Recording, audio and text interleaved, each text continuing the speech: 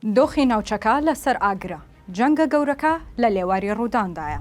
ماوەی مانگێکە جگا لە جەنگی ئیسرائیل ئێران و خۆپێشاندانە ناوخۆیەکان یا وڵاتە و شەڕی کورد و سوپاکەی شەرع لە سووریا جەنگێکی نوێ سەری هەڵداوە کە بە تەواوی هەڕەشە لە گەورەبوونی جەنگەکە و بە ئاگربوونی ناوچەکە دەکات. ئەویش جەنگی سعودیا ئیماراتە.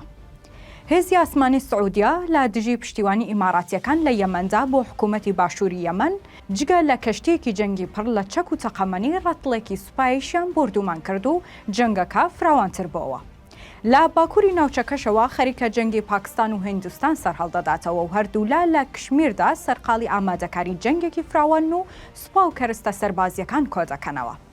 ئەوە جگە لەوەی دۆخی ئێران لە لێواری تەقینەوەیەکی گەورەدایە و ڕژەمی پەتوسێدارە لە دوایین ڕۆژەکانی خۆیدایە و لە سەرەمەرگ و کۆتایی هاتنیدایە. چاودێرانی سیاسی دەڵێن ناوچەکە ڕۆ گۆڕانکاریەکی گەورە هەنگاو دەگرێت و جەنگە نوێیەکانی شاهیدیەوەن کە گەلانی ناوچەکە دەیانەوێت جارێکی تر ئایندەی خۆیان بە دەستی خۆیان بنووسنەوە. ئەوەی لە باشووری یەمەندا ڕوودەدات هەمان ستایلی ئەوەیە کە لە سووریادا لە نێوان هەسەدە و سوپای سووریادا ڕوودەدات و نیاز و مەبەستەکە ڕزگار بوونە لەو ڕژێمانەی کە بوونەتە بەڵای گیانی گەلەکانیان. دوایەوانیش ئێران دێت کە سەرجەم ڕەنگ و پێکهاتە جیاوازەکان ئیدی قبوڵی سیستم و ڕژێمێک ناکەن تا ساڵەهای ساڵات دەیان چەوسێنێتەوە و یاری بە کەرامەت و ژیانیان دەکات.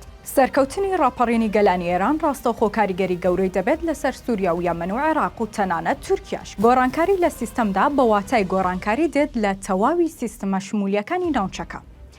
ئەوەی لەسەر و هەمووانەوە تەماشا دەکات و بڕیاری کۆتایی و یەکلاییکەرەوەی لەدەستدایە تەنها ئەمریکا و ئیسرائیلن و ئەوانن کە کۆتا بڕیار لە نەخشەی نوێی ناوچەکە دەدەن و دەڵێن بۆ سەدەیەکی تر کێ سەردار و کێ بندەستە و کێیدی لەسەر نەخشەی جیهانی پرسپێکراوە و کێی تریش لە چاوەڕوانی وەڵامێکیدا دەوەستێت تا ئەو کاتەی وەڵام دەدرێتەوە.